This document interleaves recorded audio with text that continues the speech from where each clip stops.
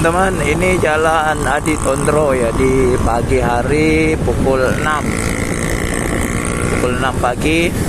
Jalannya masih sepi, tapi kalau udah siang jalan di sini lumayan macet.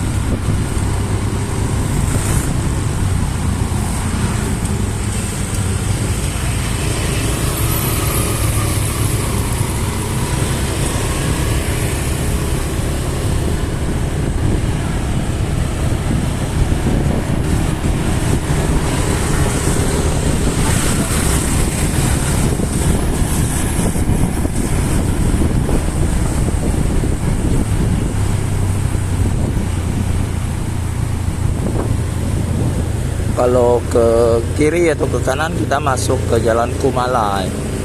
Sampai di sini dulu teman-teman video yang sederhana ini. Semoga bermanfaat buat teman-teman. Jangan lupa bantu subscribe ya teman-teman ya.